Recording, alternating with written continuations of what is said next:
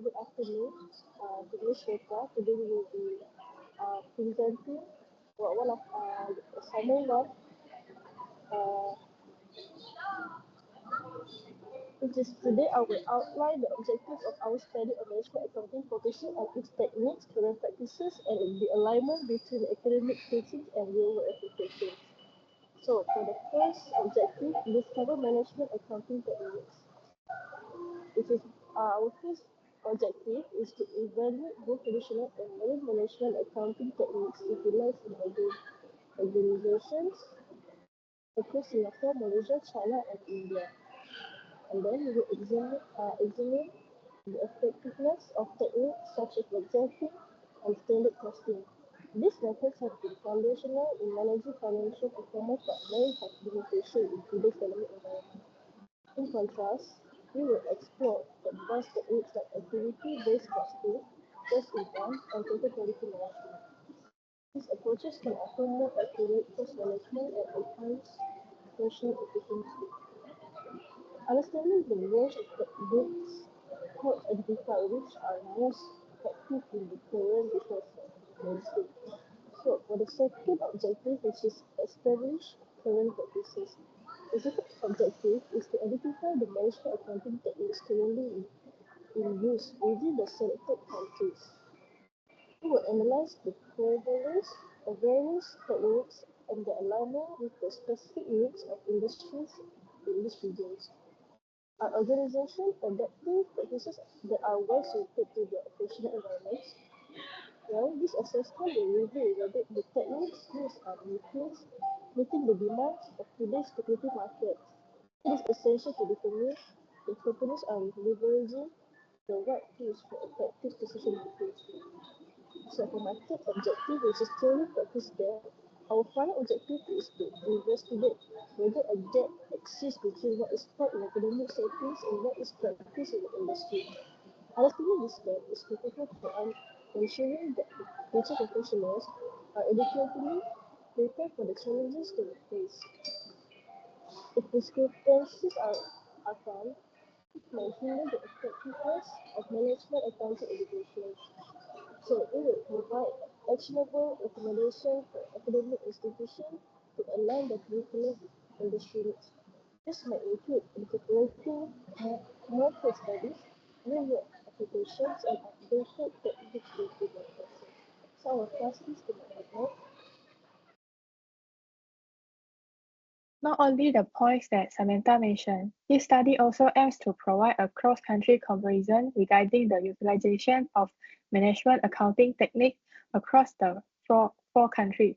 This involves analyzing the similarity and difference in the adoption and implementation of tools like activity-based costing, target costing, and the balanced scorecard in India, China, Singapore, and Malaysia. Furthermore, the study seeks to establish if national culture has an influence on the directions of management accounting in the four countries. By looking at the cultural context, the study aims to identify whether specific cultural factors play a role in shaping how management accounting tools are perceived and used in each nation. Lastly, the study aims to provide recommendations for study research. These recommendations are meant to highlight areas where more research could be theoretically ground, helping to address gaps in knowledge and promote further understanding of factors affecting management accounting practice in these regions. Hello and good afternoon to Ms. Reka. I'll be presenting question 1B, which explains the extent to which traditional management accounting planning and control tools such as budget, standard costing, and CFP analysis are used by companies operating in India, China, Singapore, and Malaysia. Today, I'll be discussing the use of traditional management accounting tools such as budgets, standard costing, and cost volume profits, CVP analysis in four countries, India, China, Singapore, and Malaysia. These tools are essential for companies to plan and control their operations, but their usage varies depending on the country industry and the firm side. Budgets help companies set financial goals and allocate resources effectively. Standard costing is used to establish cost benchmarks and analyze variances between expected and actual costs. Finally, CVP analysis helps companies understand how costs and value impact profitability is crucial for decision making. Okay, alright, we'll begin with India. India is a country where traditional management accounting tools, especially budgets, are heavily relied upon. In industries like manufacturing and services, budgets are used extensively to plan and control operations. For example, in automotive and textiles sectors, companies use budgets to allocate resources, manage cash flows, and set financial targets. Standard costing is also widely applied in industries where production efficiency is key.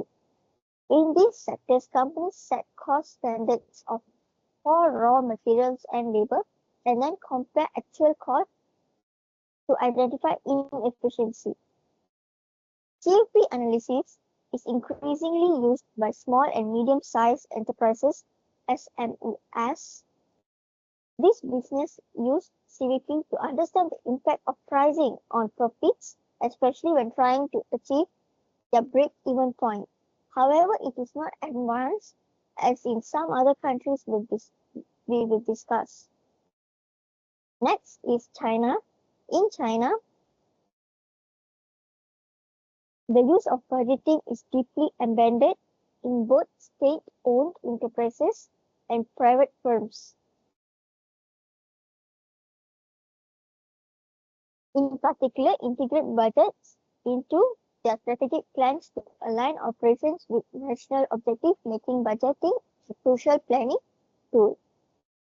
In the manufacturing sector, the standard costing is used to manage production costs and ensure efficiency. For instance, companies in the electronics and or heavy machinery sectors rely on this tool to maintain cost control and optimize their supply chain.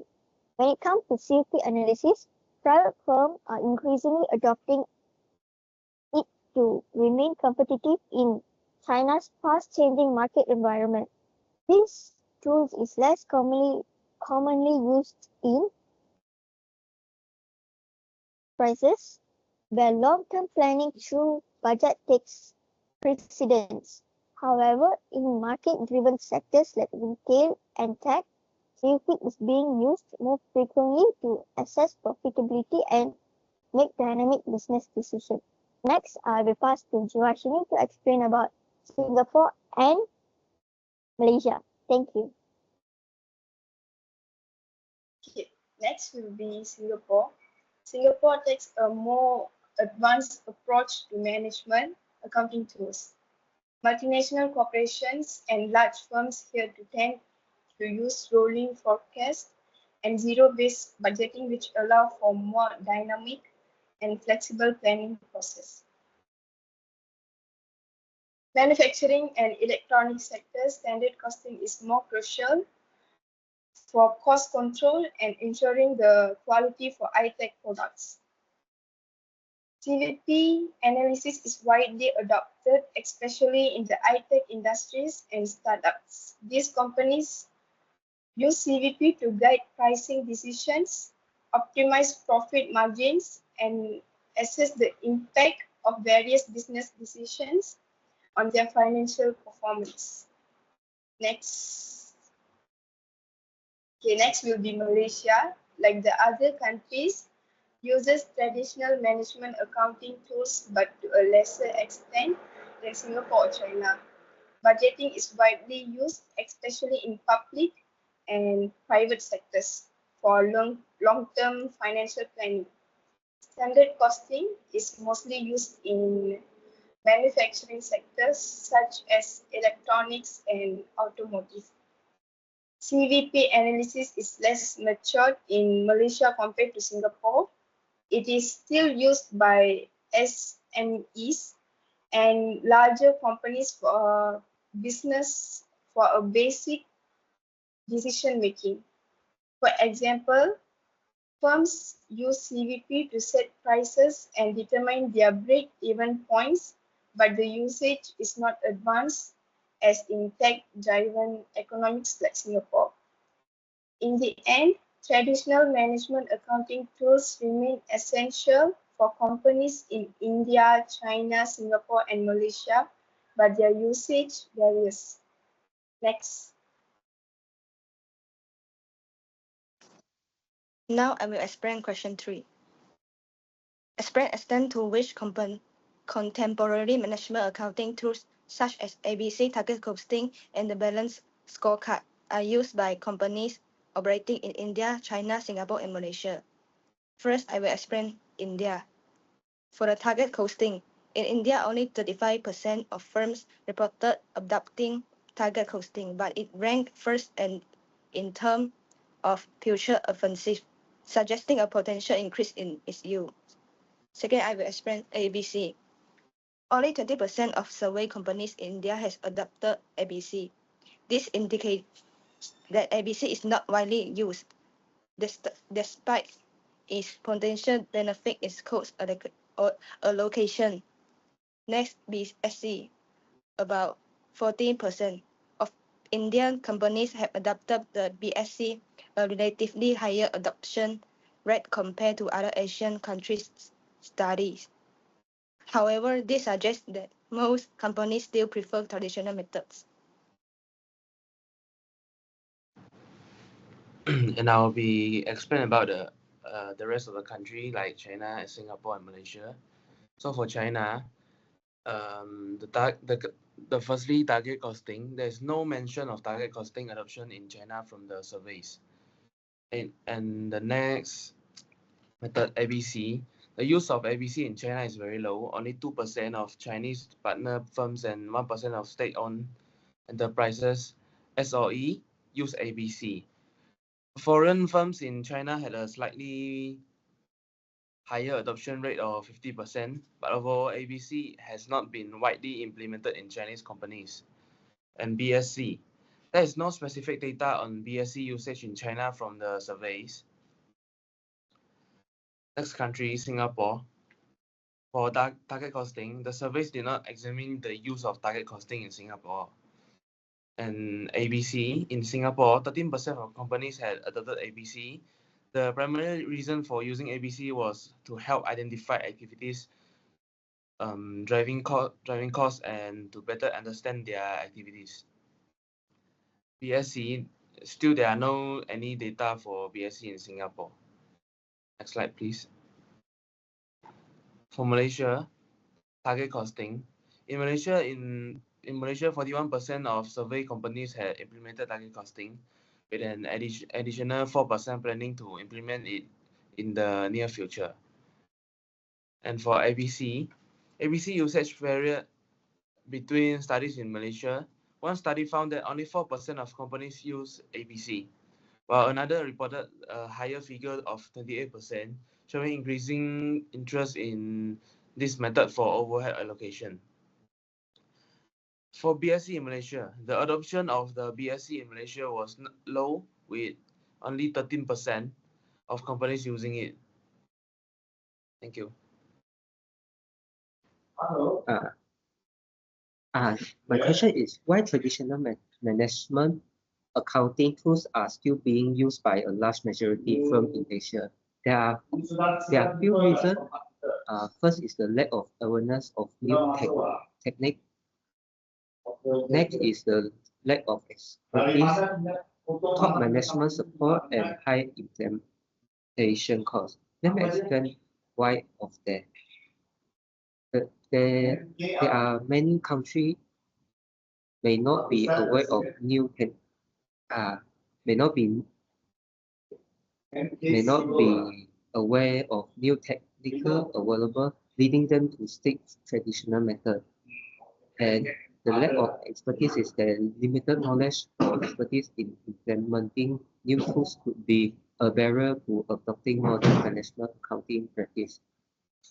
Next, the top management support is there without a strong support from top management firm may hesitate to switch from traditional technical or to newer tools.